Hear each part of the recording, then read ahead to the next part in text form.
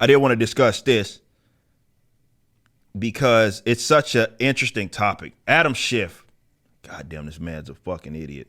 He had recently said, and that's the representative Adam Schiff is who I'm referring to, had recently said that the problem on Twitter hasn't been too much moderation, it's too much hate. And what he's saying is that, and what he did say, he thought that his personal views, Elon Musk, upon purchasing the company, his personal views would stop the fight against disinformation. Now, you've heard that term be used, and I want to address that real quick. The term disinformation is, it's the NPCs, let's say this, they got an update.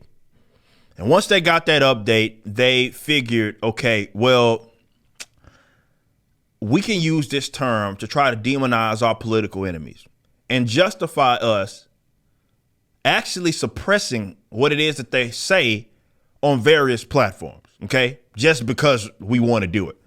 That's what the term disinformation meant, is that they were able to look at, because it was so one-sided in terms of how it would, who it punished, let's say that. And they knew that.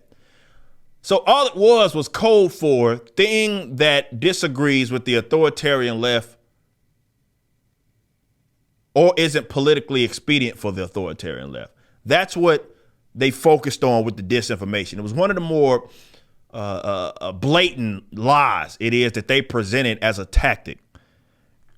COVID comes. Okay? COVID comes.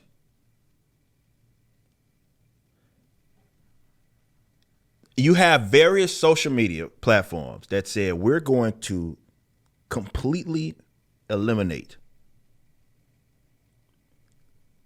the other side of the conversation, like as in we are getting you off the platform. In the event that you say something that's contrary to what us, and I mean them, and the world leaders are stating, even if it's a lie, we're gonna either remove it for medical misinformation, or we're going to have to put a little tag under it. We're going to kill it in terms of the algorithm. You can't retweet it like this is what Twitter did. You can't retweet it. And we're going to put a tag on there that says this is either misleading. They did it with the election as well, right? And it didn't matter what the evidence was. You could be an expert, let's say, in the COVID space like the Robert Malones of the world, and they still got you off of there. You got banned. So misinformation and disinformation is a meaningless term. I mean, I won't say it's meaningless. They're telling on themselves in terms of what they're using it for. It's to punish their political enemies, and that's it. And folks that advocate for the state to be involved in this, right? I have another story we're going to talk about later in this regard. People want the state to be involved in this to stop this because they think the authoritarian left believes that they have monopoly on the truth. And the truth to them is, again, whatever's politically expedient to them. So they get to say, we are basically the foundation of truth. If you disagree with us, then you're not being truthful, okay? And you're a liar, and you're doing this purposely to mislead the people. So we have to get you out of there, right? These are not people that actually believe in anything they fucking say at all. Because if they did, they'd have no problem basically competing in terms of the ideas. But you wonder why they put it under, or whether they act like they're under such a threat with just like a platform allowing people, if Twitter moves in that direction, to just, speak relatively freely, not ending the entire side of one conversation on something like COVID. Why on earth are they fighting like hell against that? Well, it's because that's all they ever had. You get rid of this, you get rid of their power.